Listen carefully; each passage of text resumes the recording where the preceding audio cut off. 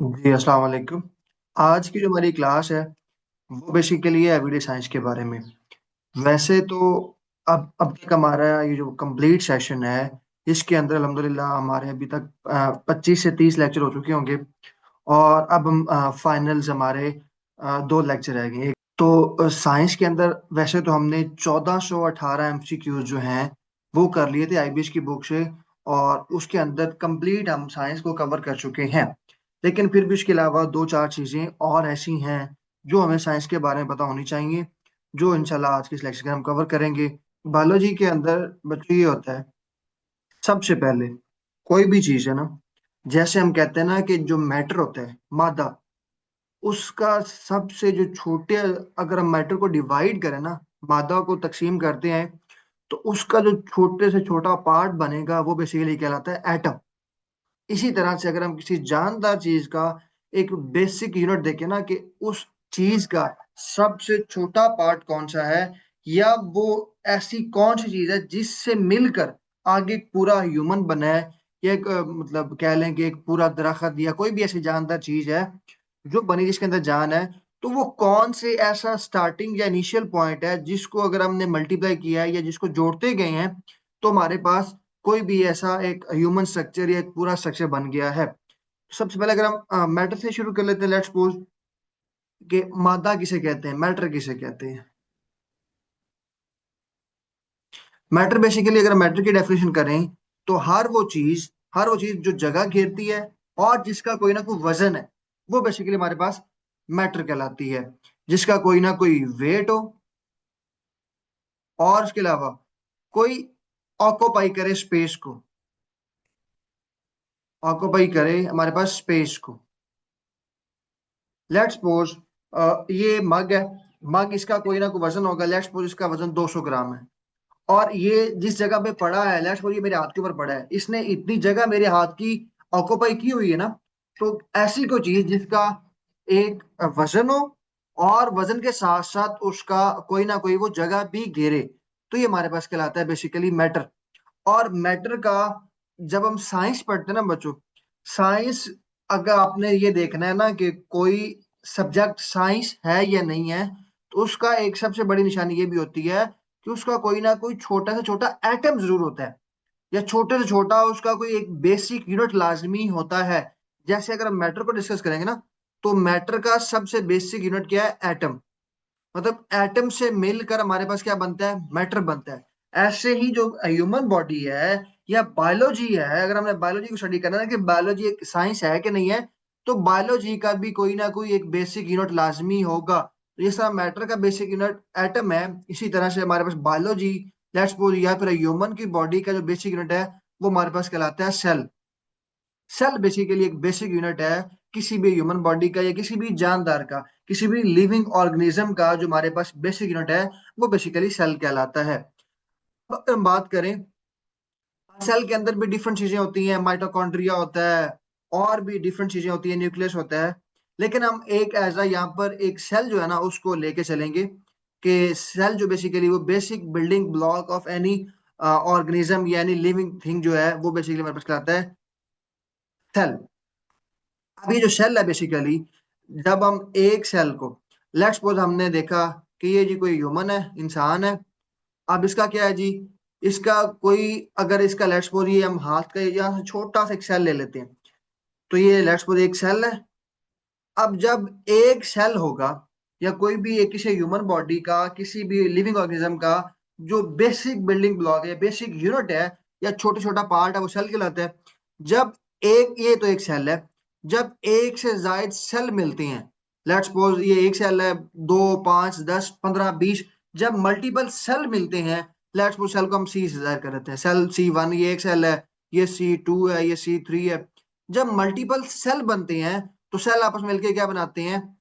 Cell बनाते हैं tissue, combination of sales.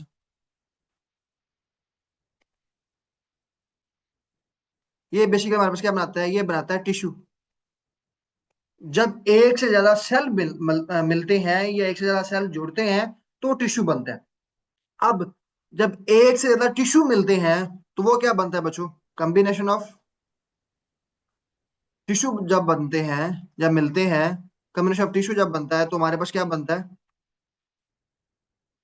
ये एक बच्चे का कमेंट आया हुआ है। Organ, very good.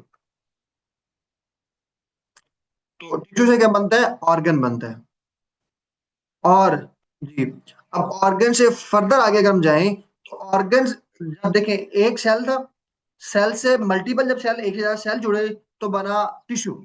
जब बहुत सारे टिश्यूज बने या मिले तो वो जो टिश्यू मिलकर उन्होंने क्या बनाया? ऑर्गन बनाया। और ऑर्गन से आगे फिर क्या बनता है?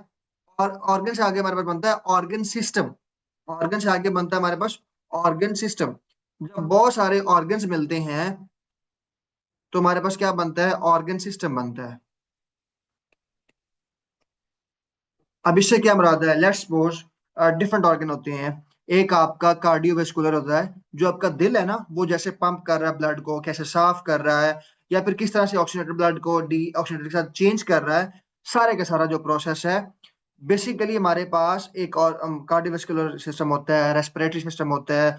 और उसके बाद जो हमारी बॉडी के डिफरेंट सिस्टम है, लेट्स सपोज एक है हमारा रेस्पिरेटरी सिस्टम, सांस लेने वाला, एक है हमारा कार्डियोवेस्कुलर, मतलब जो हमारा ब्लड के जो सर्कुलेशन है, ये जो ब्लड हमारा ब्लड को पंप करता है उसके ऊपर है। और भी हमारे पास टोटल 11 तरह के ऑर्गन सिस्टम होते हैं, टोटल 11 ऑर्गन सिस्टम होते हैं। 11 ऑर्गन सिस्टम हमारी बॉडी के अंदर मिलकर एक हमारा इंसानी ह्यूमन बॉडी बनाते हैं। तो सेल से बना टिश्यू, टिश्यू से बना ऑर्गन, ऑर्गन से बना ऑर्गन सिस्टम, और ऑर्गन सिस्टम से मिलकर क्या बनाता है? कोई भी ऑर्गेनिज्म बनता है, कोई भी लिविंग बॉडी बन जाती है, कोई भी ऑर्गेनिज्म बन जाता है, या फिर कोई लिविंग मतलब बॉडी बन जाती है, इस तरह से। अब अगर हम बात करें ऑर्गन सिस्टम के हवाले से, टोटल जो हमारे पास ऑर्गन सिस्टम होते हैं ना, अब देखिए सबसे पहले डेफिनेशन लिखिए, what is organ system? An organ system is a group of organs that work together to perform a major function of the body. मतलब अब जब बहुत सारे ऑर्गन्स मिलते हैं, जब बहुत सारे ऑर्गन्स मिलते हैं तो वो एक बॉडी बनाते हैं, एक सिस्टम बनाते हैं। अब जब बहुत सारे ऑर्गन्स मिलके एक सिस्टम बनाएंगे तो उसे कहेंगे ऑर्गन सिस्टम। अब ऑर्गन सिस्टम से क्या बनता है? फिर आगे ह्यूमन बॉडी बनती है। अब मुख्तलिफ तरह के ऑर्गन सिस्टम होते हैं, जैसे ब्रीदिंग है, सांस लेने का है, डाइजेशन है, खुराक को हजम करने का है, हमारी जो बॉडी है उसका मूवमेंट है, जो हम आगे पीछे हरकत करता है। ये मैं आपको ये हाथ को हिला रहा हूँ, तो ये भी किस है? ये भी एक ऑर्गन सिस्टम है प्रॉपर, हमारा मूवमेंट को जो डील करता है, हमारे जिस्म की बॉडी को प्रोटेक्शन जो प्रोवाइड करता है, जिसे हम इम्यून सिस्टम कहते हैं, उसका भी एक क्या होता है? अलग से ऑर्गन सिस्टम होता है। तो अब हमारी बॉडी का जो टोटल होते हैं बच्चों, वो 11 ऑर्गन सिस्टम होते हैं। ये मैंने यहाँ पर लिखे हुए हैं आप लोगों के लिए। एक होता है जी इंटेग्योमेंट्री सिस्टम होता है। ये बेसिकली हमारे पास इसके अंदर क्या क्या चीज होती है? इसके अंदर स्किन होता है, हेयर होता है, नेल्स होता है, स्वेट, हमारे पास स्वेट होता है, ऑयल ग्लैंड्स होता है। अब ये सारे के सारे इंटेग्योमेंट्री सिस्टम के अंदर होते हैं। इसका फंक्शन बेसिकली क्या होता है? प्रोटेक्ट करना। हमें पता है स्किन का काम क्या होता है? Protection the body, prevents water loss, control temperature है, सेंसेस है, टच है, पेन है, मेक्स, विटामिन डी है। तो ये हमारे पास बेसिकली पहला ऑर्गन सिस्टम है। स्केलेटल सिस्टम है। स्केलेटल सिस्टम के अंदर हमारे पास क्या जाता है? हमारी हड्डियां हैं, जो उसके ऊपर मांस जुड़ा हुआ है, जो जिससे हम हड्डियों से आगे मूवमेंट करते हैं। ये जो हमारा पूरे का पूरा बॉडी स्ट्रक्चर है, ये किसकी वजह से खड़ा होता है? ये हड्डियों की वजह से खड़ा होता है। लेट्स अगर हमारे जिस्म के अंदर हड्डियां हो ही ना, तो हमारा जो बाकी तो गोश्त बचता है ना, वो तो नीचे गिर पड़ेगा। तो हमारी बॉडी को जो सहारा दे रहा होता है वो बेसिकली कौन कौन सी चीज दे रही होती है? स्केलेटल सिस्टम के अंदर हमारे पास हमारी हड्डियां, जॉइंट्स, जोड़, कार्टिलेज, लिगामेंट्स, हमारे पास ये सारे के सारे बेसिकली इसमें आते हैं स्केलेटल सिस्टम के अंदर। अब हमें पता है अगर हमारे बॉडी के अंदर हड्डियां ना हो तो बाकी तो गोश्त है, और गोश्त नीचे गिर पड़ेगा। तो हमारी बॉडी को एक प्रॉपर स्ट्रक्चर देने के लिए या फिर मूवमेंट के लिए किसकी जरूरत पड़ती है? हड्डियों की जरूरत पड़ती है। देन उसके फंक्शन क्या होता है? सपोर्ट द बॉडी है। उसके बाद ये प्रोटेक्ट्स ऑर्गन्स है, ऑर्गन्स को प्रोटेक्ट करना है। Enables movement with muscles, muscle के साथ मूवमेंट करनी है। स्टोर्स मिनरल्स, हमारी बॉडी के अंदर मिनरल्स को स्टोर करना है। Makes blood cells in bone marrow, जो ब्लड सेल्स है ना, ये अभी लेटेस्ट एक पेपर हुआ है, उसके अंदर एमसीक्यूज आया हुआ था कि जो हमारे ब्लड सेल्स हैं वो कहाँ पर बनते हैं।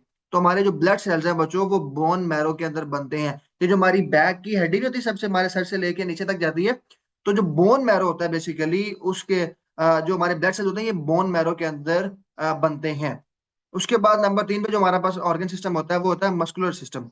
अब मस्कुलर के अंदर क्या आता है?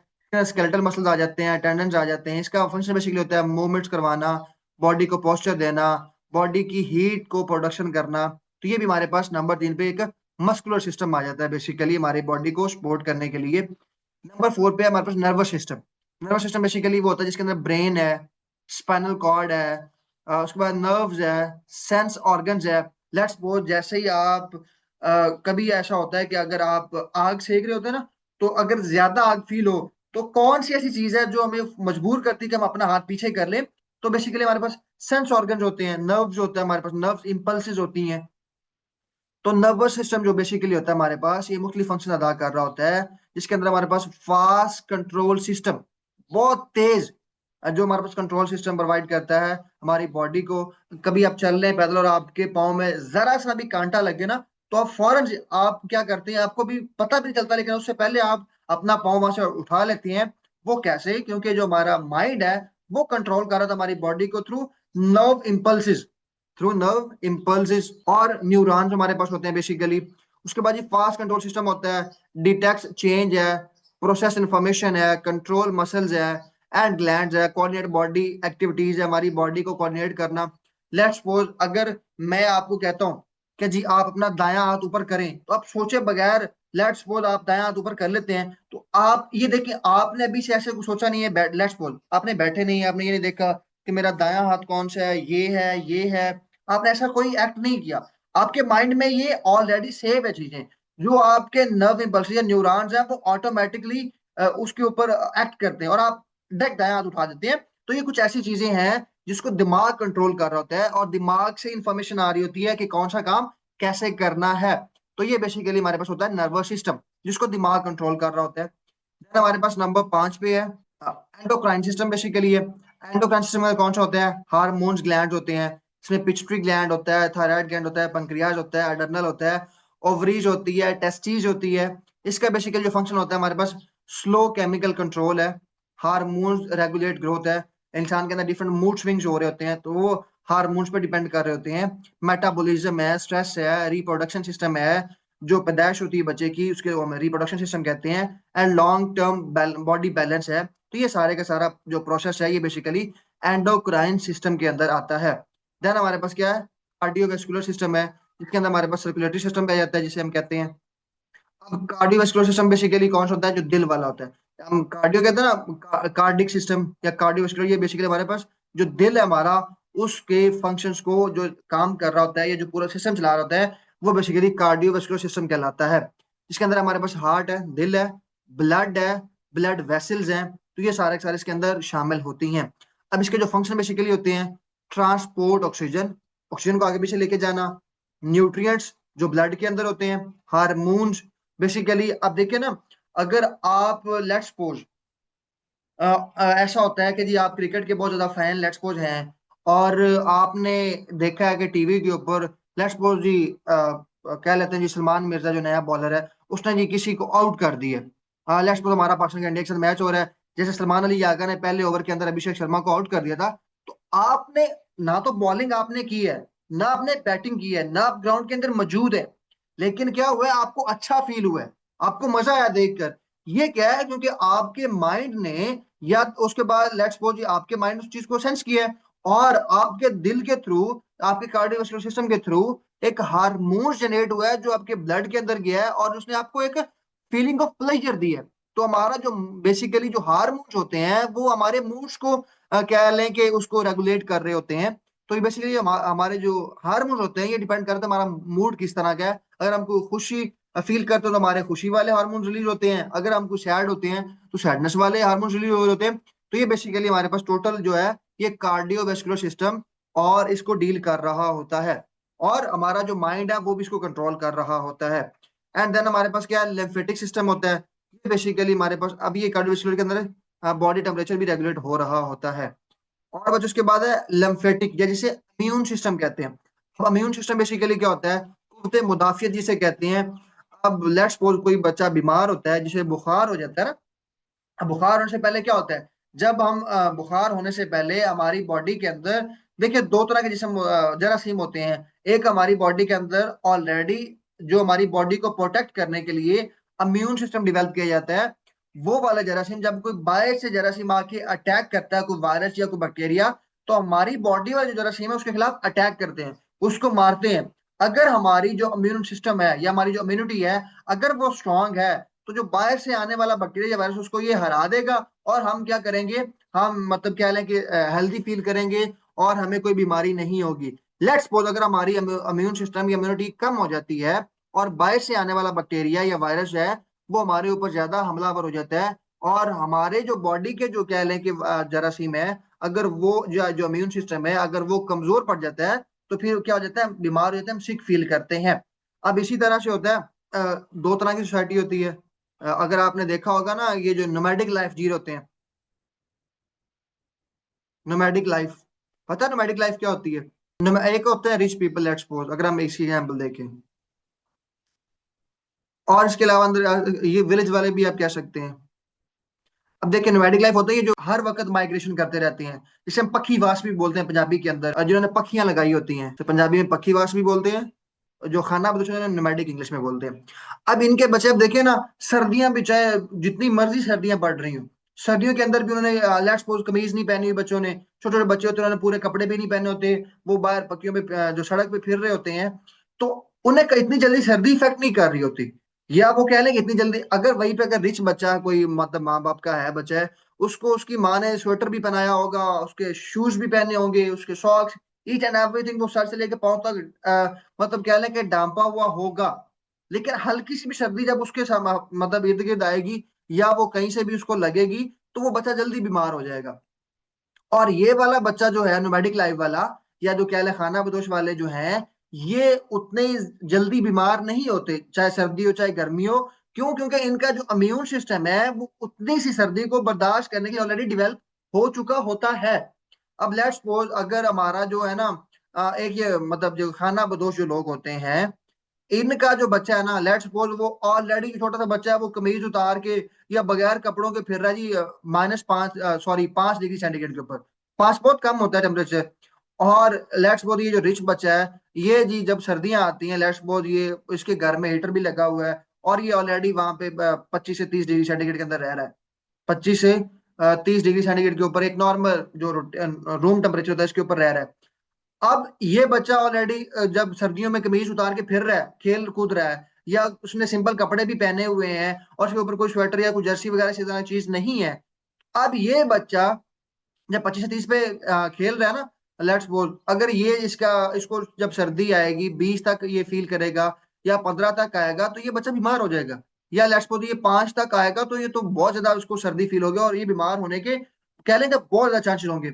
अब ये देखें, ये 30 से जब 5 तक आया तो ये तो बीमार हो चुका है, इसकी इम्यूनिटी इतनी ज्यादा स्ट्रांग नहीं थी, लेकिन ये तो बच्चा ऑलरेडी उस लेवल पे खेल रहा है, उस लेवल पे एंजॉय कर रहा है सर्दी को, या उस लेवल में सर्दी में भाग दौड़ रहा है। तो अब इनमें फर्क है क्योंकि इसका इम्यून सिस्टम जो है वो इतनी सर्दी के लिए ऑलरेडी डेवलप हो चुका है। 5 डिग्री सेंटीग्रेड के ऊपर इसकी बॉडी को कोई भी सर्दी इंपैक्ट नहीं करेगी, क्योंकि इसके लिए रोज का काम है, इसके लिए रोज का काम है। लेकिन इसके लिए रोज का काम नहीं है, ये 25 से 30 डिग्री के अंदर सेव रहेगा।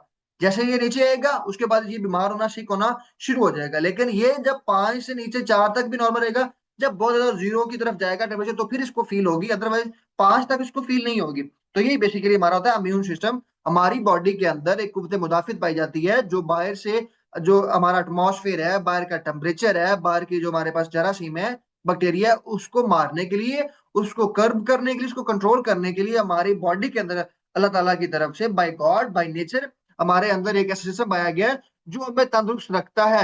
अदरवाइज अगर ये इम्यून सिस्टम ना हो हमारे अंदर, तो हम तो दिन में 10 दफा बीमार हो, 10 दिन में 100 दफा बीमार हो। क्यों? क्योंकि हमारे जिस चीज को प्रोटेक्ट करने वाली कोई चीज है ही नहीं है, तो वो तो फिर मतलब डेली बीमार बंदा होता रहेगा। तो हमारी बॉडी को प्रोटेक्ट करने के लिए हमारी बॉडी का एक इम्यून सिस्टम पाया जाता है जो बाहर से आने वाले कोई भी जरासीम, कोई बुरे जरासीमों को वो उनको किल कर देता है, मार देता है, और हम तंदुरुस्त रहते हैं। अब लेट्स सपोज डॉक्टर क्यों कहते हैं अगर आपको बुखार होता है तो सबसे पहले क्या किया करें, आप टेबलेट लिया करें, एज कंपेयर टू आप इंजेक्शन लगवाने के। अब देखें, एक आपका इम्यून सिस्टम है, आपके खुद के जरासीम है जो आपको तंदुरुस्त रखते हैं। अब लेट्स सपोज बाहर से कोई बैक्टीरिया या जरासीम आए हैं, उन्होंने एक साथ फाइट की है, हमारे वाले जो इम्यून सिस्टम वाले जरासीम थे वो कमजोर पड़ गए हैं और हमें बुखार हो गया है। जब हम टेबलेट लेते हैं तो टेबलेट जाके लेट्स सपोज जो हार्म पहुंचाने वाले या जो लेट्स सपोज जो एनिमी हमारे पास जो जरासीम है, उनको ये जाके नहीं मारते। ये टेबलेट इसको नहीं मारेगी कभी भी जाके डायरेक्ट। ये हमारे जो इम्यून सिस्टम होगा इसको स्ट्रांग करेगी, इसको स्ट्रांग करेगी, और ये स्ट्रांग होने के बाद ये इसको मारेंगे, ये इसको मारेंगे, और हम क्या हो जाएंगे, तंदुरुस्त हो जाएंगे। लेकिन एज कम्पेयर टू अदर्स, जब हम इंजेक्शन लगवाते हैं तो इंजेक्शन डायरेक्ट ये जो हार्म पहुंचाने वाले या एनिमी जरासीम है उसको डायरेक्ट किल कर देता है, और हमारा जो इम्यून सिस्टम है वो वैसे वीक का वीक ही रहता है।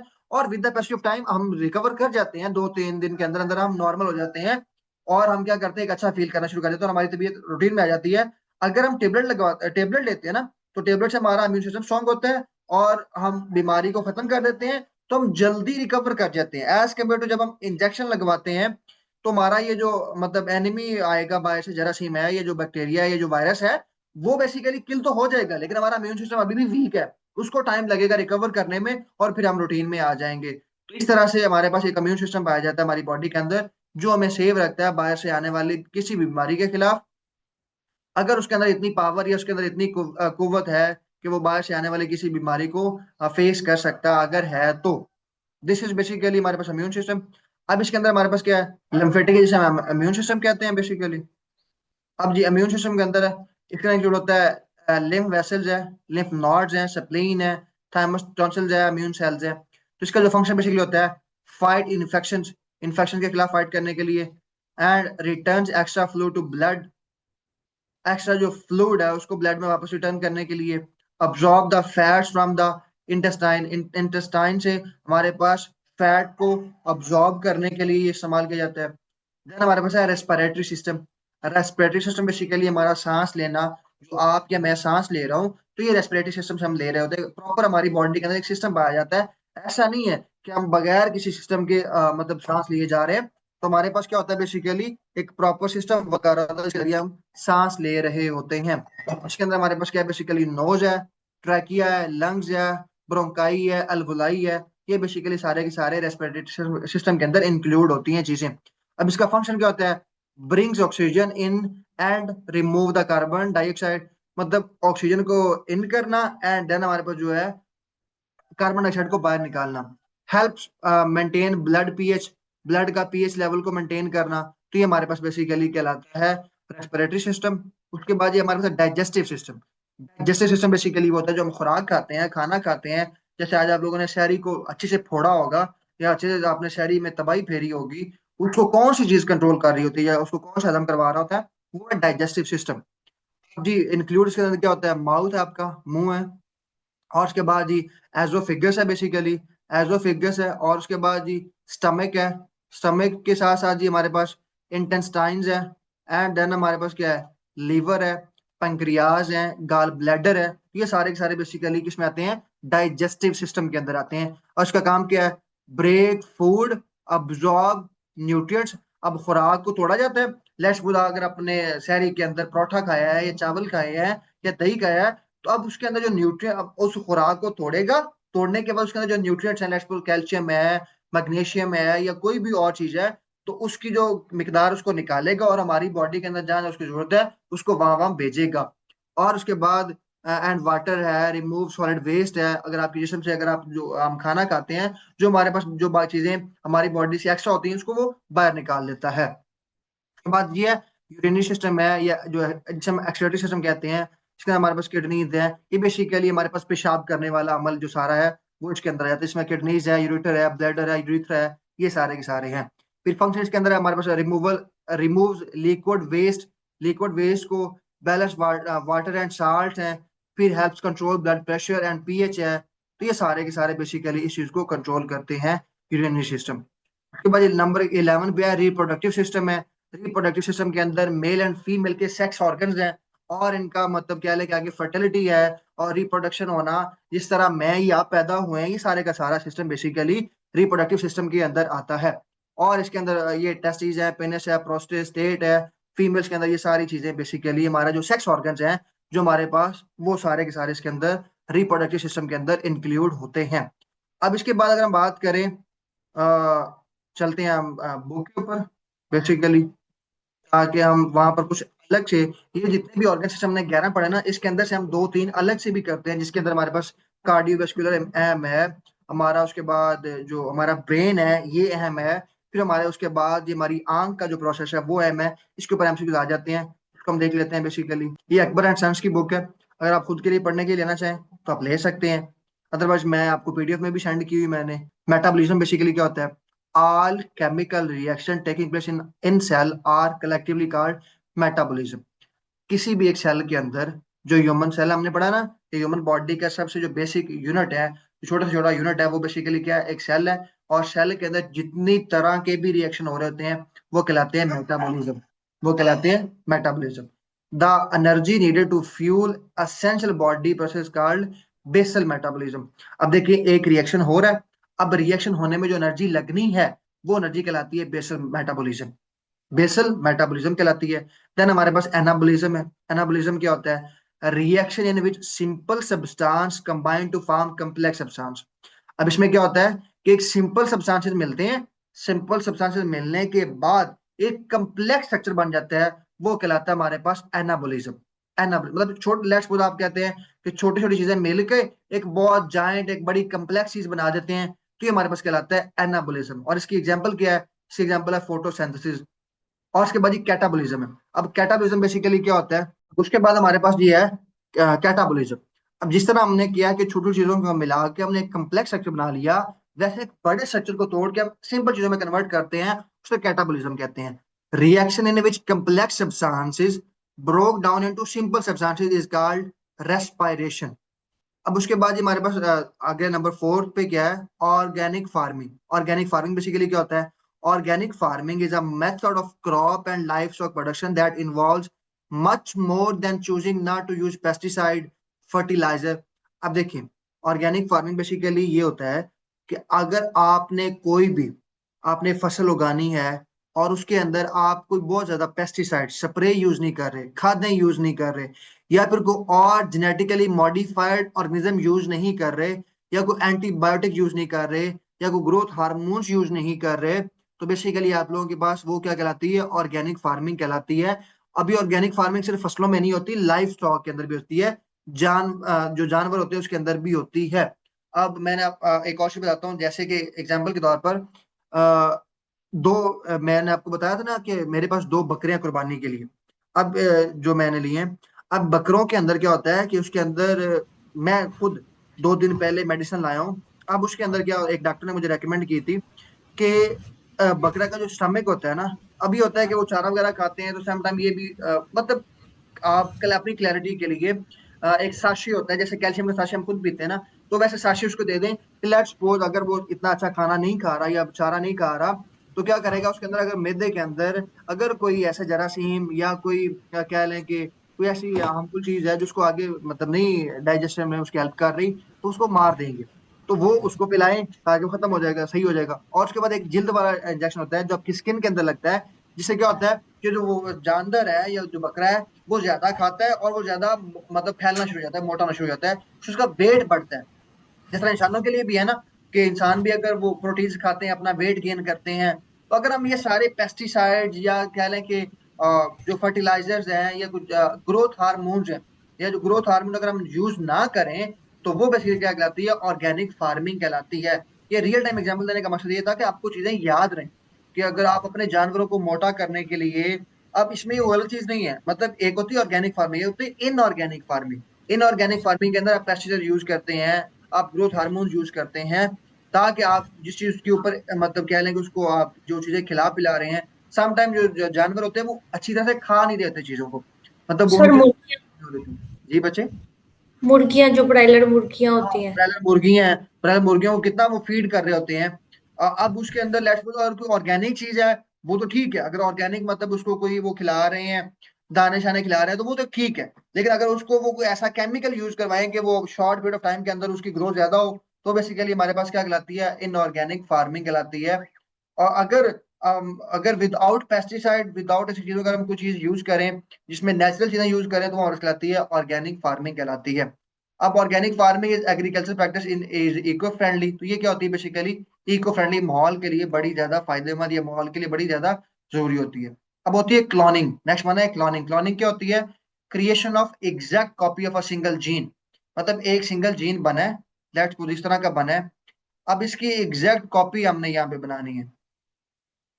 अगर एग्जैक्ट सेम वैसे क्या वैसे अगर उसकी कॉपी बन जाती है तो हम कहते हैं क्लोनिंग, जिसे हम single gene cell organism is called, मतलब एक पहले चीज है उसकी एग्जैक्ट कॉपी बनानी है तो हम कहते हैं क्लोनिंग। अब क्लोनिंग के अंदर बेसिकली जो कैंसर सेल होते हैं ना, कैंसर सेल, ये बेसिकली क्लोन बना रहे होते हैं। अब क्लोन कैसे, लेट्स सपोज एक कैंसर सेल हुआ है तो उसने दो बनाए, तीन, चार, इस तरह से वो मल्टीप्लाई हो रहे होते हैं। और इस तरह वो आपका एक पर्टिकुलर पार्ट पूरी बॉडी के अंदर कैंसर फैल जाता है, अल्लाह ना करे। तो ये बेसिकली क्लोनिंग इसे कहते हैं। जब एक चीज अपना एग्जैक्ट रेप्लिका बना दे, रेप्लिकेट बना दे, वो क्लोनिंग कहलाती है। नेक्स्ट वन हमारे पास क्रोमोसोम। क्रोमोसोम क्या होता है? Made up of DNA. जो क्रोमोसोम है ये डीएनए से बनता है एज मेन कंपोनेंट्स। कंपोनेंट जो डीएनए बेसिकली मेन कंपोनेंट है क्रोमोसोम को बनाने के अंदर। अब क्रोमोसोम के कितने? 23 पेयर्स ऑफ क्रोमोसोम, मतलब टोटल 46 होते हैं क्रोमोसोम है हर इंसान के अंदर। और अगर हम उसके जोड़े बनाए, पेयर्स बनाए, तो 23 पेयर्स होते हैं। अब इसको आप याद ऐसे भी रख सकते हैं, एक फनी चीज है कि हम कहते हैं ना कि जो जोड़ियां हैं वो आसमानों से बन के आती हैं, जो मियां एंड बेगम है, वाइफ एंड हस्बैंड है। तो इसी तरह क्रोमोसोम के भी पेयर्स जोड़े बन के आए हैं। तो अगर जोड़े बनेंगे तो 23 होंगे, अगर सिंगल होंगे तो वो 46 होंगे। अब है हर्बीवोर। हर्बीवोर है, कार्निवोर है, ओमनीवोर है, ये तीन। हर्बीवोर वो होते हैं बच्चों जो animal that feeds plant only, मतलब जो पौधों को खाते हैं, प्लांट्स को खाते हैं, वो हर्बीवोर कहलाते हैं। कार्निवोर वो होते हैं जो मतलब गोश्त को खाते हैं, दूसरे एनिमल्स को खाते हैं। और ओमनीवोर होते हैं ये दोनों, जो मतलब क्या लें कि सब्जियां घास फूस को भी खाते हैं, देन हमारे पास क्या क्या खाते हैं, दूसरी चीजों को भी, गोश्त को भी खाते हैं। हम ह्यूमन क्या है? कार्निवोर हैं, हर्बीवोर हैं, ओमनीवोर हैं। Omnivore. Omni omnivore. Omnivore. Very good, इसका मतलब जाग रहे हो आप सब लोग। देखो एक होता है प्रीडेटर, अच्छा प्रीडेटर, और एक होता है पैरासाइट। अब देखिए जैसे ये शेर, प्रीडेटर की एग्जांपल होती है बेसिकली हमारे पास लाइन। अब एक जो शेर है ना वो क्या करता है, वो मतलब या कोई भी ऐसा जानवर है, animal that capture living animals for food, मतलब एक और भी चीज है। क्या हम ये बच्चे जोलॉजी में बताए, क्या हम भी प्रीडेटर हैं या नहीं है एज अ ह्यूमन इंसान? हाँ, जी सर कह सकते हैं। कह सकते हैं ना। ओमनीवोर्स में हम आ जाते हैं तो हम सब कुछ मतलब एक खा। कोई भी ऐसा एनिमल, कोई ये हम बात कर रहे हैं particularly जानवर की, एनिमल, कोई भी ऐसा जानवर, कोई एनिमल है जो किसी दूसरे जानवर को अपनी खुराक के लिए किल कर दे, मार दे, तो वो कहलाता है प्रीडेटर। और पैरासाइट बेसिकली वो होता है जो किसी, जैसे हमारे पास कुछ जरासीम है ना, कोई बॉडी के अंदर आके रहना शुरू कर दे, बॉडी के अंदर आके रह रहा है और वो वहां से खुराक भी ले रहा है और वहां पे नुकसान भी पहुंचा रहा है, तो वो पैरासाइट कहलाता है। और प्रीडेटर बेसिकली वो होता है कि दूसरे जानवर को किल कर दे अपनी खुराक पूरी करने के लिए, तो हमारे पास कहलाता है बेसिकली प्रीडेटर। फिर आगे स्केवेंजर है हमारे पास। स्केवेंजर बेसिकली वो होता है जो डेड प्लांट से अपनी खुराक पूरी करता है। फिर होता है इनक्यूबेशन पीरियड।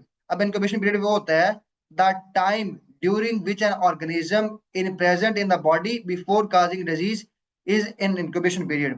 मतलब लेट्स सपोज अगर कोई जिस्म, कोई पैरासाइट या कोई कह ले जरासीम आपकी बॉडी के अंदर आया है और अभी तक उसने कोई डिजीज फैलाई नहीं है, तो मतलब उसका आपकी बॉडी के अंदर इंटर होने से लेके बीमारी पैदा करने तक जो उसका दरमियानी पीरियड है वो कहलाता है बेसिकली इंक्यूबेशन पीरियड। मतलब वो अभी आके ना जरा माहौल सेट कर रहा है, वो देख रहा है कि मैंने बॉडी के किस जगह पे जाना है, कहाँ पे रहना है, कहाँ पे मुझे खुराक अच्छी मिलेगी, और मैं कहाँ से बीमारी फैलाना शुरू करूं। तो जब से आज उसने रहना शुरू किया है और बीमारी मतलब पैदा करने तक या बीमारी को फैलाने तक, जो दरमियान वाला उसका पीरियड है, जो उसका सेटिंग टाइम है, या जो उसको कह लें कि वो अभी देख पिक एंड चूज कर रहा है, वो वाला टाइम उसका इंक्यूबेशन पीरियड कहलाता है। फिर उसके बाद है जी हमारे पास, उसके बाद नेक्स्ट वन हमारे पास है इनक्यूलेशन। अब ये इनोक्यूलेशन जो होता है, the act or an instance of inoculating, specially the introduction of an antigenic substance और vaccine into the body to produce immunity to a specific disease.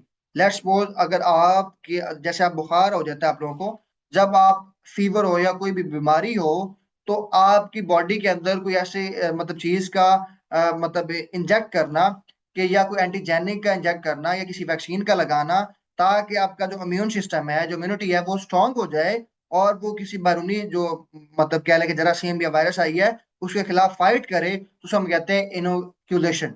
अब inoculation means injecting into the body the live germs of the same disease, मतलब उसी जो जो disease हम पे हमला करने आ रही है उस जैसा ही हम कोई एंटीजेनिक मतलब जिस बॉडी के अंदर इंजेक्ट करें ताकि वो उसको किल करने में उसे हेल्प दे, और वो जो बैरूनी जिस्म जो आ रहा है, मतलब कह लें कि एक जरासीम आ रहा है, उसको वो किल कर दे, और हमें हमारा जो इम्यून सिस्टम है वो स्ट्रांग रहे और हम तंदुरुस्त रहें। तो उसे कहते हैं बेसिकली इनोक्यूलेशन। अब है नॉन बायोडिग्रेडेबल। एक होता है बायोडिग्रेडेबल और एक होता है नॉन बायोडिग्रेडेबल। ये दो डिफरेंट सब्सटेंसेस होते हैं। Material that remain for a long period या long time in the environment. जैसे हमारे पास प्लास्टिक है, कोई ऐसा सब्सटेंस जो कह लें कि माहौल के अंदर बहुत ज्यादा अरसे तक रहता है। आपने कोई प्लास्टिक खरीदा है, आप उसको फेंक दे, आप उसको 10 साल 20 साल देखते रहे, वो पड़ा रहेगा। वो डिग्रेड नहीं हो रहा, वो डिकम्पोज नहीं हो रहा, वो टूट फूट नहीं रहा। एज कम्पेयर टू अगर आप कोई पेज ले लेते हैं ना, कोई वर्का कोई पेज ले लेते हैं, अगर आप उसको रख देते हैं तो वो कुछ अर्से के बाद वो खत्म होना शुरू हो जाएगा। क्यों? क्योंकि वो बायोडिग्रेडेबल है, जिसको माहौल की वजह से वो खुद ब खुद डिकम्पोज हो जाएगा, टूट फूट जाएगा, और वो हमारे एनवायरनमेंट का या जिस जो सॉइल कह लें या जो मट्टी कह लें उसके अंदर वो उसका हिस्सा बन जाएगा, और वो नुकसान नहीं पहुंचाएगा। जो कौन सा होता है? बायोडिग्रेडेबल, जिसको माहौल खुद ब खुद डिकम्पोज कर दे, माहौल खुद ब खुद उसको तोड़ फोड़ दे। दूसरे नंबर पर हमारे पास है नॉन बायोडिग्रेडेबल, मतलब जो खुद ब खुद टूटते नहीं है और वो माहौल के अंदर साल हर साल पड़े रहते हैं। अब non biodegradable most harmful substance is plastic waste है हमारे पास। फिर जी रेस्पिरेशन। रेस्पिरेशन क्या होता है basically? Respiration is the obtaining of energy as a result of chemical change within the organism. मतलब कोई भी ऑर्गेनिज्म है उसके अंदर कोई केमिकल चेंज हुआ है और उसकी वजह से जो एनर्जी में मिली है वो हमारे पास रेस्पिरेशन कहलाती है। देन हमारे पास साइकेट्री। साइकेट्री क्या होता है? The branch of medicine which specialise in the study and treatment of illness causing various kind of behavioural disturbance. अब बिहेवियर की वजह से हम कहते हैं ना साइकेट्रिस्ट को चेक करवाना चाहिए कि मतलब इसका मूड सही नहीं रहता या इसका तभी ज़हनी तवाज़ुन नहीं ठीक। तो बेसिकली क्या होता है? जो बिहेवियरल डिस्टर्बेंस को काउंटर करता है या उसको ठीक करता है या उसके लिए जो स्टडी करता है बेसिकली वो साइकेट्री कहलाती है। फिर है माइक्रोबायोलॉजी। माइक्रोबायोलॉजी बेसिकली क्या होता है? ये माइक्रो बैक्टीरिया, छोटे छोटे जो टिनी मतलब कह लें कि जो चीजें होती हैं उनके बारे में जो डील करता है वो माइक्रोबायोलॉजी कहलाता है। अब उसके बाद ही हमारे पास नेक्स्ट वन है साइंटिफिक मॉडल है। फिजिकल मैथमेटिकल और logical representation of a natural phenomena is called a scientific model. Scientific model के अंदर बेसिकली हम क्या करते हैं? किसी भी फिजिकल मैथमेटिकल या लॉजिकल रिप्रेजेंटेशन करते हैं किसी भी नेचुरल फिनोमेना की, वो हमारे पास कहलाता है साइंटिफिक मॉडल कहलाता है। हमने ये देखना है ना, जैसे मैंने आपको पहले बताया था कि कोई भी सब्जेक्ट साइंस का सब्जेक्ट है नहीं, तो उसके लिए डिफरेंट तरह की हम टेक्निक यूज करते हैं। सबसे पहले हम देखते हैं कि उसका बेसिक यूनिट कौन सा है। जैसे मैटर का बेसिक यूनिट कौन सा है? मैटर का बेसिक यूनिट हमारे पास एटम है, ह्यूमन बॉडी का सेल है, और इस तरह से डिफरेंट चीजें होती हैं। जिसका और इसके बाद हम ये भी देखते हैं कि क्या उसकी कोई क्लासिफिकेशन भी है। क्लासिफिकेशन देखते हैं क्या अगर क्लासिफिकेशन है तो वो साइंस है, अगर वो मतलब क्लासिफिकेशन नहीं है फिर वो साइंस नहीं है। लेट्स सपोज अगर हम बात करें उर्दू। उर्दू एक साइंस सब्जेक्ट नहीं है, उर्दू एक आर्ट सब्जेक्ट है, क्योंकि उर्दू का कोई बेसिक यूनिट नहीं है। अगर हम लेट्स सपोज कह देना कि जी उर्दू का बेसिक यूनिट अलिफ या बे, तो ये नहीं है। ये तो बेसिकली हमारे पास हरूफ तहजी है, अल्फाबेट्स है ना। तो ऐसे ही जो साइंस सब्जेक्ट होगा या कोई साइंस जिसके ऊपर रिसर्च कर रही होगी, कोई साइंटिफिक ऑब्जेक्ट होगा, तो उसका क्या होगा? एक बेसिक यूनिट होगा। वो सेल एटम या इस तरह से कोई और चीज हो सकती है। जैसे हमारे पास बेसिकली अगर हम बात करें ना, एक सब्जेक्ट है क्रिमिनोलॉजी। अगर आपने कभी सीएस या पीएमएस देना हो या दिया हो तो आपको आइडिया हो क्रिमिनोलॉजी एक सब्जेक्ट है। तो क्रिमिनोलॉजी का बेसिक यूनिट क्या होता है? बेसिकली इसका बेसिक यूनिट है क्राइम। जो क्रिमिनोलॉजी है इसको भी एक साइंटिफिक सब्जेक्ट माना जाता है, क्योंकि इसका बेसिक यूनिट क्या है? क्राइम। मतलब क्राइम होगा तो बाकी सारी चीजें उसके ऊपर हम स्टडी कर पाएंगे, हम देख पाएंगे कौन कौन से मतलब किस तरह क्राइम हुआ है, कैसे हुआ है, कौन सी चीज इस्तेमाल की गई है। तो वो सारी की सारी ये वही चीजें हैं जो हमने पहले पढ़ी हैं कि सेल से क्या बनेगा? सेल से बनेगा टिश्यू, टिश्यू से हमारे पास क्या बनेगा? टिश्यू ऑर्गन बनेगा, ऑर्गन से ऑर्गन सिस्टम बनेगा, and further up to so on. फिर आगे सेलुलर लेवल्स हैं। सबसे पहले it is the simplest level of organisation है। हमने कहा ना सेलुलर जो सबसे छोटा सबसे सिंपलेस्ट फॉर्म होती है वो सेल होता है। Cell are the basic structural and functional unit of living organism. ये क्या है? बेसिक स्ट्रक्चरल है, फंडामेंटल है, बुनियादी है, लाजमी है, इसके बगैर गुजारा नहीं है। Cells of varying size of and shape carry out unique function in the body. मतलब कह रहे हैं जो सेल होता है उसका साइज डिफरेंट होता है, उसकी शेप डिफरेंट होती है। जैसे अगर हम न्यूरॉन्स की बात करें तो न्यूरॉन्स इस तरह से होते हैं ना, अब उसके इस तरह से होते हैं कि उसके इधर लगे होते हैं। अब जो न्यूरॉन्स होते हैं बेसिकली उसकी साइज डिफरेंट है, उसका शेप डिफरेंट है। अब हर सेल का साइज डिफरेंट होगा, उसकी शेप डिफरेंट होगी और उसका फंक्शन डिफरेंट होगा। अब न्यूरॉन सेल का काम और है। लेट्स बोल अगर हमारे पास कोई ह्यूमन के अंदर कार्डियोवास्कुलर के अंदर कोई सेल है उसका काम और होगा, अगर को हमारे मैदे के अंदर सेल है उसका काम और होगा। हर सेल का उसका साइज भी डिफरेंट है, उसकी शेप भी डिफरेंट, उसका फंक्शन भी डिफरेंट है। The example of include blood cells है। The basic unit of plant and animal is cell. इसका बेसिक यूनिट क्या है? सेल है। Cell is the basic building block of human body. The cell theory was given by Schleiden and Schwann. ये आपने याद रखना है। जो साइंटिस्ट जिन्होंने सेल थ्योरी दी थी उसका नाम था स्केल्टन एंड स्केवन। तो ये दो मतलब क्या लें कि साइंटिस्ट हैं, या दो क्या लें कि बायोलॉजिस्ट हैं जिन्होंने सेल थ्योरी पेश की थी। फिर है जी टिश्यू लेवल। हमने देखा कि group of similar sales performing a common function का कंस्टिट्यूट टिश्यू। जब एक से ज्यादा सेल्स मिलते हैं और वो एक ही पर्टिकुलर काम कर रहे होते हैं, एक ही तरह का काम कर रहे होते हैं, तो वो बन जाता है? टिश्यू बन जाता है। जैसे हमने देखा ना कि 11 ऑर्गन सिस्टम है। अब ऑर्गन किससे मिलकर बना है? ऑर्गन नीचे टिश्यू से मिलकर बना है। टिश्यू किससे मिलकर बना है? सेल से मिलकर बना है। अब एक ही पर्टिकुलर तरह के, मतलब एक ही तरह के सेल होंगे, वो एक ही तरह के फंक्शन अदा कर रहे हैं, उनसे क्या बनेगा? टिश्यू बनेगा। फिर उनसे ऑर्गन बनेगा, फिर ऑर्गन से ऑर्गन सिस्टम बनेगा, और ऑर्गन सिस्टम वो फिर जो जिस तरह का ऑर्गन सिस्टम है वो उस तरह का अपना काम कर रहा होगा। लेट्स सपोज रेस्पिरेटरी सिस्टम है, लेट्स सपोज रिप्रोडक्शन सिस्टम है, लेट्स सपोज हमारे पास नर्वस सिस्टम है, कार्डियोवास्कुलर सिस्टम है। तो हर सिस्टम का अलग अलग टिश्यू लेवल है, अलग अलग ऑर्गन्स हैं और अलग अलग सेल्स है। तो वो अपने उस तरह पे काम कर रहे होते हैं। उसके बाद हमारे पास ऑर्गन है। अब ये देख लेते हैं, there are 4 major types of tissue present in the human body. अब जो हमारे पास बॉडी का जो टिश्यू होते हैं वो मेनली 4 टाइप्स होते हैं। कनेक्टिव टिश्यू है, हमारे पास एपिथेलियल टिश्यू है, मसल टिश्यू है, एंड नर्व टिश्यू है। नर्वस टिश्यू हमारे पास होते हैं। एंड देन हमारे पास ऑर्गन है। हमें पता है टिश्यू से मिलके क्या बनता है? ऑर्गन बनता है। Group of tissues having different functions make an organ. अब ये group of tissues having different function, अब देखें डिफरेंट हमारे पास जो फंक्शन होते हैं वो अदा होते हैं, अदा कर रहे होते हैं टिश्यूज। मतलब टिश्यू, अब हमने देखा ना, एक ही तरह के सेल्स मिलके क्या बनाते हैं? टिश्यू बनाते हैं। अब मुख्तलिफ तरह के टिश्यू मिलके ऑर्गन बनाते हैं। अब ऑर्गन्स के बाद क्या? अब जब मुख्तलिफ तरह के टिश्यूज मिलेंगे, जो मुख्तलिफ तरह के काम कर रहे होते हैं टिश्यू जब मिलेंगे, तो वो क्या बनाएंगे? एक ऑर्गन बनाएंगे। और इसकी एग्जाम्पल क्या है? लंग्स है, किडनी है, liver etcetera. Largest internal organ, जो लार्जेस्ट इंटरनल ऑर्गन है जो बॉडी के अंदर होता है, वो लीवर कहलाता है। ये बड़ा फेमस एमसीक्यूज है। आप लोगों ने वैसे तो बेसिकली साइंस की हुई है, मैंने आपको टेस्ट लिए हुए हैं आपसे, लेकिन वो हम यहाँ पे इसको प्रैक्टिकल भी देख रहे हैं, या उसको कह लें कि एक समझ रहे हैं। तो हमारी बॉडी के अंदर जो सबसे बड़ा ऑर्गन पाया जाता है वो है जी liver. Lungs is the lightest organ of the human body. जो सबसे हल्का, जिसका वजन सबसे कम है, लाइटेस्ट ऑर्गन है, वो हमारे पास क्या है? लंग्स है। There are 5 vital organs.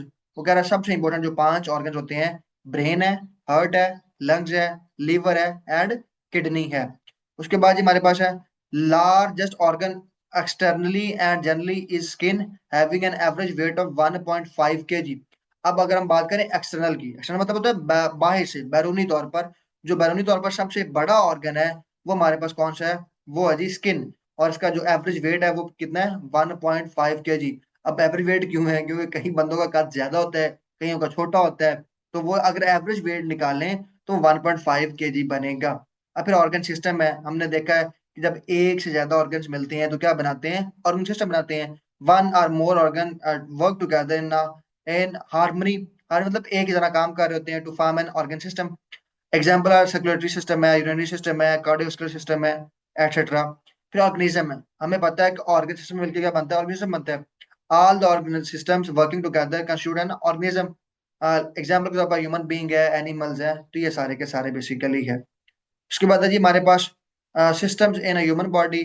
तो हमने देखा है कि 11 सिस्टम होते हैं, उसमें से कुछ ये भी लिखे हुए हैं, 1 2 3 4 5 6 7। तो इन्होंने यहाँ पे 7 डिस्कस किए हुए हैं। हम बेसिकली 7 भी नहीं करेंगे, हम 2 3 करेंगे जो इंपॉर्टेंट है। सबसे पहले कार्डियोवास्कुलर सिस्टम है। अब देखें जी, cardiovascular system consist of heart, blood vessels and circulatory fluid, जिसे हम ब्लड कहते हैं। आवर बॉडी, जो हमारे पास है, our bodies actually have 2 circulatory system. ये जो सर्कुलेटरी सिस्टम है ना, ये हमारी बॉडी के अंदर बेसिकली 2 पाए जाते हैं। एक होता है pulmonary circulation and systemic circulation. Pulmonary circulation and systemic circulation. अब इनमें फर्क क्या होता है? ये पल्मोनरी में और सिस्टेमिक में। जो पल्मोनरी होता है, basically the pulmonary circulation is a short loop.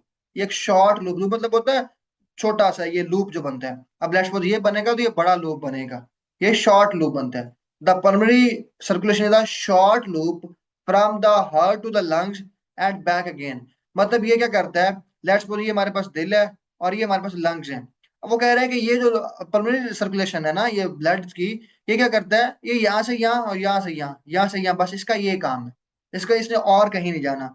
तो जो हमारे पास हमारा कार्डियोवैस्कुलर सिस्टम है, इसके अंदर बेसिकली दो तरह की सर्कुलेशन हो रही होती है, एक होती है पल्मोनरी सर्कुलेशन एंड दूसरी होती है सिस्टेमिक सर्कुलेशन। अब जो पल्मोनरी सर्कुलेशन होती है उसके अंदर बेसिकली हमारे पास जो फ्लूइड है, ये जो ब्लड है, ये मूव कर रहा होता है हार्ट से लंग्स तक और लंग्स से वापस हार्ट तक, और कहीं नहीं ये जा रहा होता बेसिकली। उसके बाद अगर हम बात करें बच्चों, हमारे पास दूसरा सिस्टेमिक है। सिस्टेमिक के अंदर the systemic circulation, the system usually thinks of as our circulation system, sends blood from the heart to all other parts of our bodies and back again। मतलब लेट्स सपोज ये हमारे पास क्या था, दिल से लंग्स तक था, और ये फिर क्या होता है सिस्टेमिक के अंदर, ये हार्ट से लेके पूरी बॉडी तक, मतलब आपके दिल यहाँ से लेकर आपके पांव तक भी, आपके सर तक भी, तो ये पूरे के पूरे बॉडी के अंदर ये मूव करवाता है ब्लड को, वो कहलाती है सिस्टेमिक सर्कुलेशन। ये रही सिस्टेमिक सर्कुलेशन। अब हमारे पास दिल के अंदर मुख्तलिफ कह लें कि खाने बने होते हैं, मुख्तलिफ पार्ट्स बने होते हैं, और मुख्तलिफ उसके अंदर क्या क्या होते हैं, सुराख होते हैं, ये कह लें ओपनिंग होती है, एंडिंग होती है, वो हम अभी यहाँ पे देख लेते हैं। अब आप लोगों ने यहाँ पे याद रखना है, इनके नाम याद रख लेने हैं। सुपर वेना क्या हुआ, aorta, right आर्टियम, left आर्टियम, right ventricle and left ventricle. Mostly हम दिल को चार टुकड़ों में तकसीम करते हैं, यहाँ से ऐसे ऐसे। अब आप लोगों ने ये याद रखना है, जो ऊपर वाले दोनों है ना, ऊपर वाले दोनों ये होते हैं आर्टियम, ये होते हैं आर्टियम। नीचे वाले जो दो होते हैं ये होते हैं वेंट्रिकल्स। पहला जो टेक्निक है, रट्टा लगाने का तरीका है, वो ये है, दिल के चार खाने होते हैं, ऊपर वाले दो खाने आर्टियम कहलाते हैं, नीचे वाले दो खाने वेंट्रिकल्स कहलाते हैं। ऊपर वाले आर्टियम, नीचे वाले वेंट्रिकल, आर्टियम वेंट्रिकल, आर्टियम वेंट्रिकल। ऊपर वाले आर्टियम है, नीचे वाले वेंट्रिकल्स है। अब हम इनको फर्दर डिवाइड कर लेते हैं आगे इनकी सब ब्रांच के अंदर, या कह लें कि आगे फर्दर इनको, ताकि हमें और आसानी हो सके। अब जो ऊपर वाले हैं उसमें एक दायां पार्ट होगा, एक बायां पार्ट होगा। जो राइट पार्ट होगा उसको हम राइट आर्टियम कहेंगे, जो लेफ्ट होगा उसको लेफ्ट आर्टियम कहेंगे। और इसी तरह से बेसिकली जब नीचे वाले आएंगे, नीचे वाले पार्ट के अंदर क्या है, नीचे वाला ऊपर वाला आर्टियम है, नीचे वाला वेंट्रिकल है। तो जैसे ये राइट आर्टियम होगा ऐसे ये राइट वेंट्रिकल होगा, जैसे लेफ्ट आर्टियम होगा वैसे ही लेफ्ट वेंट्रिकल होगा। आप अगर लेट्स सपोज अगर आप अपने आप को देखें, अभी फील करें कि आपका ये मतलब बाईं साइड में हमारा दिल होता है, तो आप ये देखिए कि ऊपर वाला आर्टियम है, नीचे वाला वेंट्रिकल है, और बाएं वाला जो बाएं साइड पे होगा वो क्या होगा, लेफ्ट आर्टियम, लेफ्ट वेंट्रिकल। जो राइट साइड पे होगा, दिल वाली साइड पे कह रहे हैं, दिल के हिसाब से जो राइट पे होगा वो राइट आर्टियम एंड राइट वेंट्रिकल हमारे पास बेसिकली होगा। अब उसके बाद क्या है फर्दर हमारे पास, अब साइज ऑफ हार्ट, दिल का साइज कितना होता है। The human heart is a muscular organ of the size of a clench fist. ये जो ऐसे मुट्ठी बंद करते हैं ना, क्लिंच, अगर हम दबा के जोर से जो मुट्ठी बंद करते हैं, सिर्फ इतने मुट्ठी के बंद मुट्ठी के साइज का हमारे पास क्या होता है, ह्यूमन जो हार्ट है उसका साइज होता है। अब फंक्शन ऑफ ह्यूमन हार्ट कितना होता है, फंक्शन क्या होता है, it pump the blood into vessel, blood vessel. ये तो बेसिकली क्या करता है, ब्लड को पंप करता है वेसल्स के अंदर, which transports oxygen to all the cells of the human body. तो जो हमारे पास बेसिकली हमारे जो लंग्स के अंदर, जो हमारे फेफड़ों के अंदर ऑक्सीजन आई थी, वो ऑक्सीजन जो ब्लड के अंदर शामिल होगी कहाँ पे चली गई है, दिल के अंदर चली गई है। हमने देखा ना, एक होता है पल्मोनरी सिस्टम, पल्मोनरी जो हमारे पास सर्कुलेशन होता है वो जल्दी है दिल से लंग्स तक, दिल से लंग्स के दरम्यान में। अब लंग्स के पास आई ऑक्सीजन, अब ऑक्सीजन क्या करेगा, ऑक्सीजन ब्लड के अंदर मिक्स होकर, ब्लड के अंदर मिलकर कहाँ पे चली जाएगी, हार्ट के अंदर। अब जो हार्ट है, दिल है, ये दिल फिर पूरी बॉडी के अंदर उसको फैला देगा। अब उसके बाद क्या होता है, अब यही जो दिल है हमारे पास है, जिसने ऑक्सीजनेटेड ब्लड, ऑक्सीजन वाला ब्लड पूरी बॉडी को दिया था, जब वो ब्लड जो पूरी बॉडी के अंदर चला जाएगा, ऑक्सीजन जाके प्रोवाइड कर देगा, तो जो डी ऑक्सीजनेटेड ब्लड है, जो विदाउट ऑक्सीजन के ब्लड होगा, वो वापस दिल में आ जाएगा। अब दिल क्या करेगा, वापस ब्लड को क्या करेगा, किसके अंदर ले जाएगा, पल्मोनरी सर्कुलेशन के जरिए लंग्स में, और वापस ऑक्सीजन लेगा। अब हमने ये तो देखा है कि दिल है, लेट्स सपोज ये हमारे पास दिल है, दिल है, और ये हमारे पास लंग्स है, और लेट्स सपोज ये हमारे पास पूरी ह्यूमन बॉडी है। अब हमने ये देखा है, ये हमारे पास पूरा ह्यूमन बॉडी है, ये लेट्स सपोज दिल है, ये हमारे पास लंग्स है लेट्स सपोज, और ये पूरी ह्यूमन बॉडी है। तो ये जो दिल और लंग्स के दरमियान में जो सर्कुलेशन ब्लड की होती है आपस में, इसे हम कहते हैं पल्मोनरी सर्कुलेशन।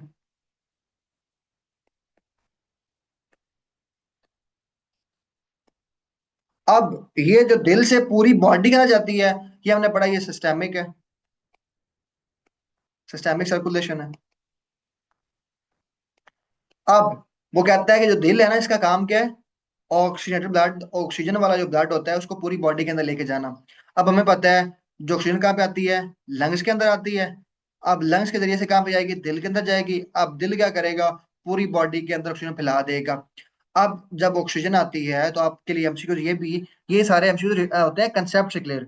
अब कंसेप्ट के अंदर कैसे क्लियर होंगे? देखिए ना, अगर हमसे वो पूछता है कि जो ऑक्सीजन है वो लंग से किस सिस्टम के थ्रू जाती है या किस सर्कुलेशन के थ्रू जाती है हार्ट के अंदर, तो वो जाती है पल्मोनरी जो सर्कुलेशन के जरिए। और हार्ट जो दिल से पूरी बॉडी के अंदर जाती है वो किस सर्कुलेशन के जरिए जाती है? वो जाती है सिस्टेमिक सर्कुलेशन के जरिए। और वापस फिर वही, ये जो दिल से दिल से लेके जाएगा पूरी बॉडी के अंदर ब्लड को, वो लेके जाएगा सिस्टेमिक सर्कुलेशन, और वापस भी यही लाएगा।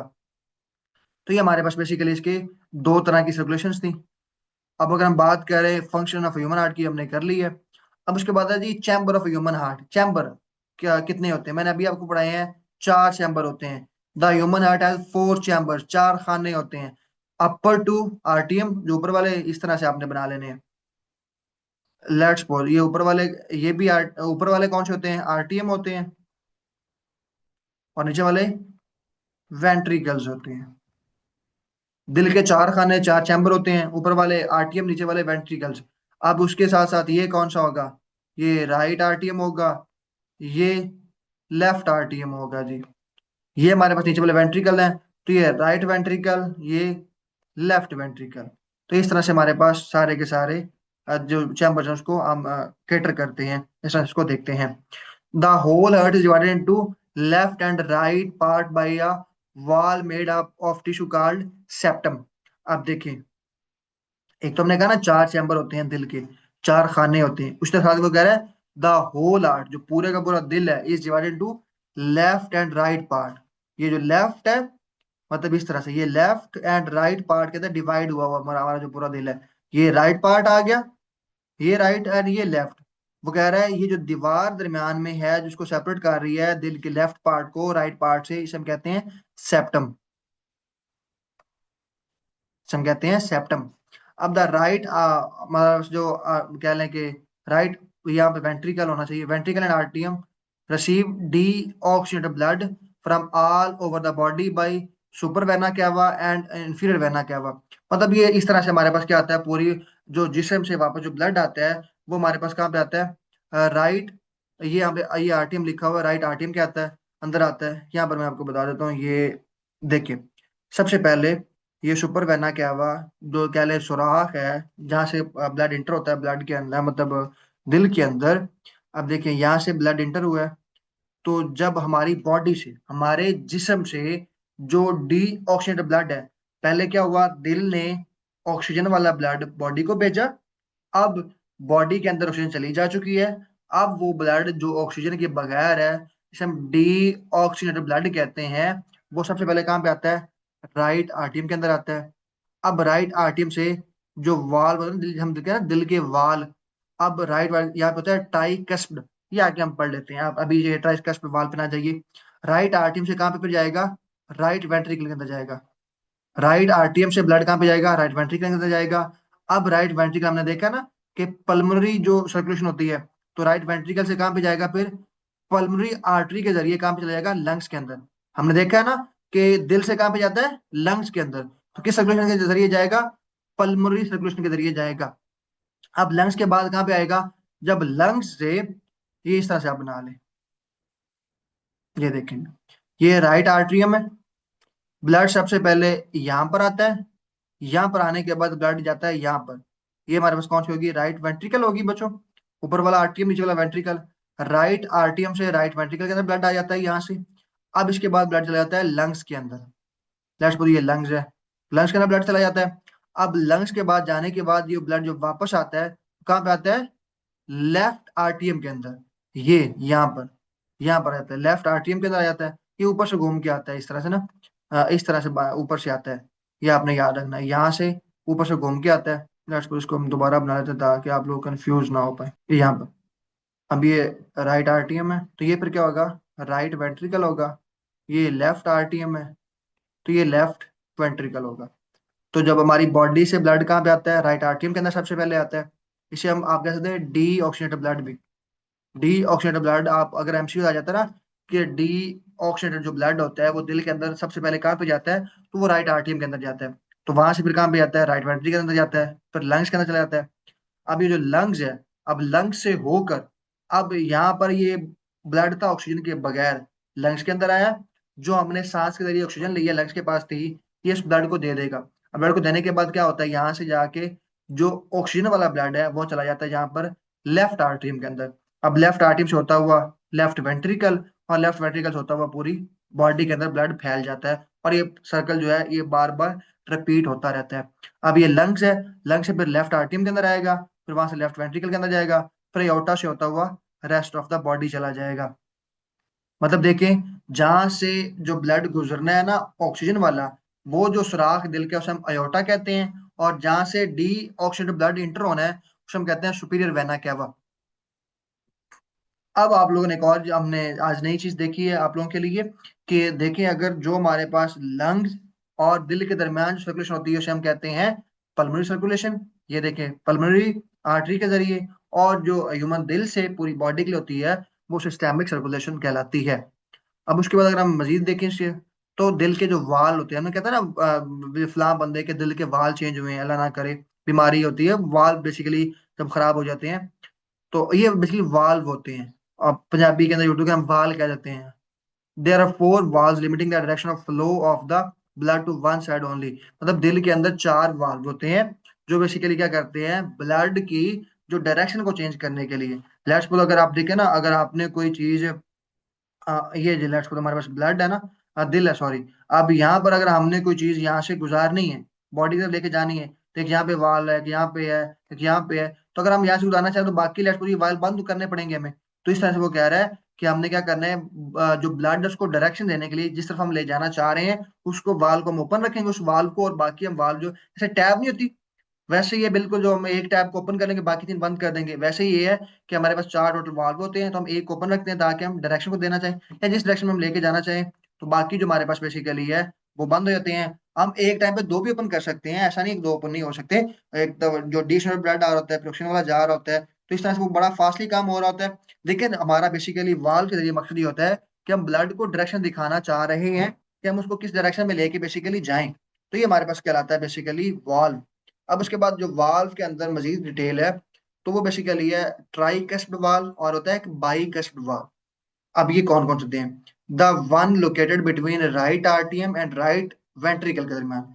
हमने देखा ना ये इस तरह से, ये राइट आर्टियम है एंड ये राइट वेंट्रिकल है। अब वो कह रहा है जो राइट आर्टियम और राइट वेंट्रिकल के दरमियान जो वॉल्व पाया जाता है लेट्स सपोज इस तरह से, उसे हम क्या कह, the one located between right आर्टियम and right ventricle in the right atrioventricle, मतलब इस राइट वाली साइड पे, आल्सो कॉल्ड ट्राइकस्प्ड वाल्व। जिसे क्या कहते हैं, ट्राइकस्प्ड वाल्व। आप लोगों ने याद रख लेना है, जो दिल के दाएं साइड पे वाल्व पाया जाता है उसे हम कहते हैं ट्राइकस्प्ड वाल्व।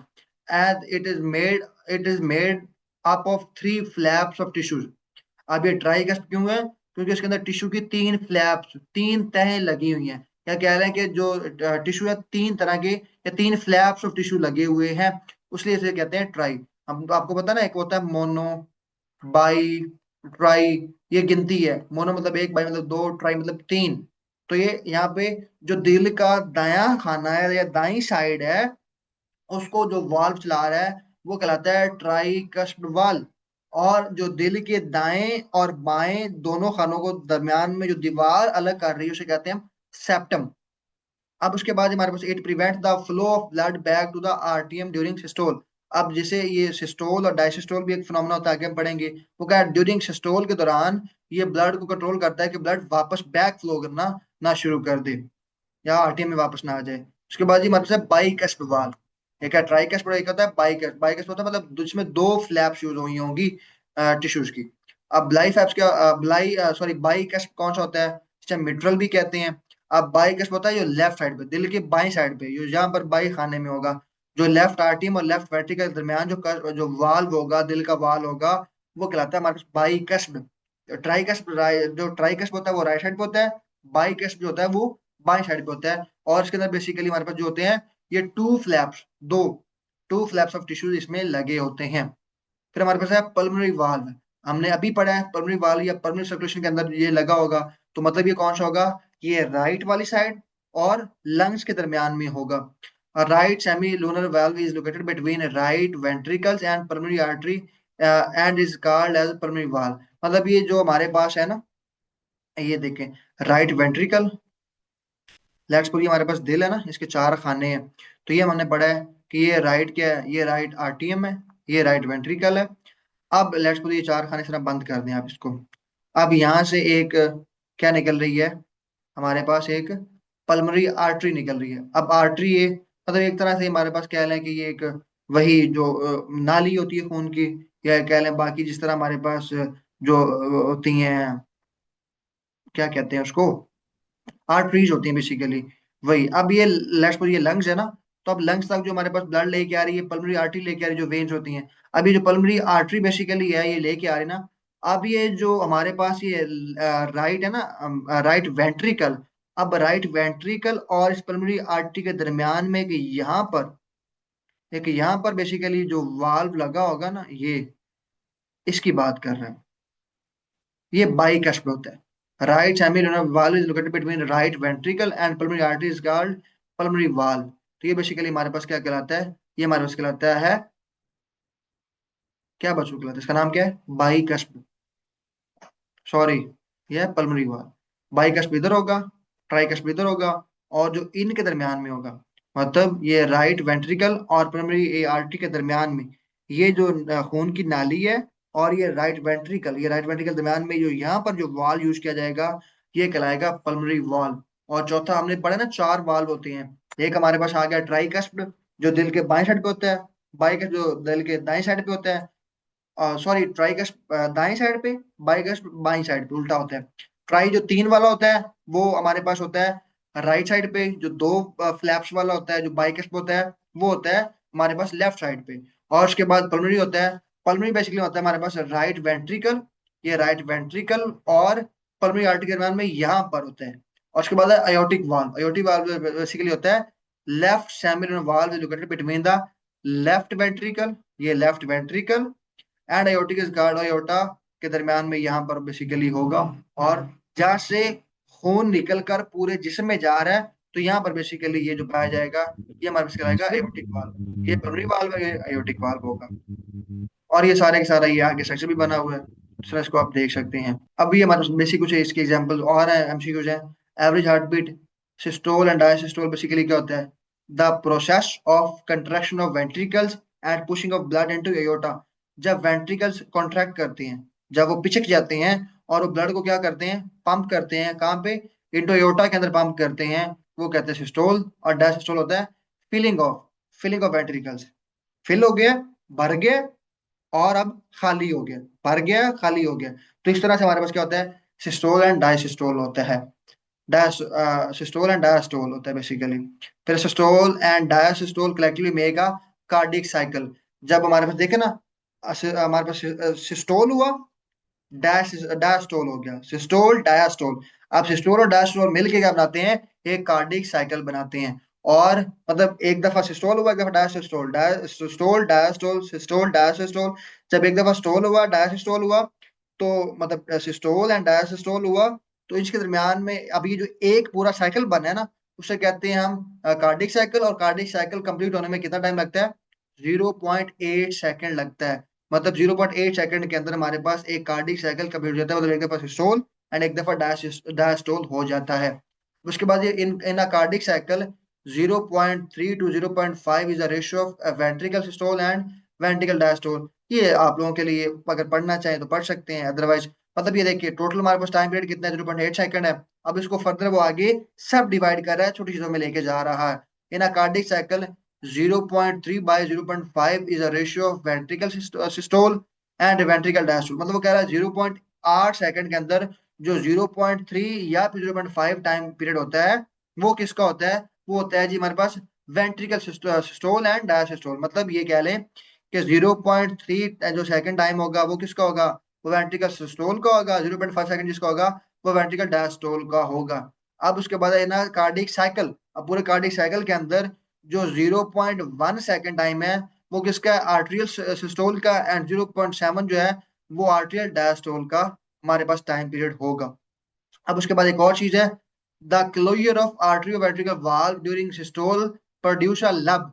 अब ये जो हमारे दिल के अंदर लब डब की साउंड पैदा होती है ना, लब डब की दिल के अंदर, तो वो बेसिकली उसको यहाँ पे वो बयान कर रहा है।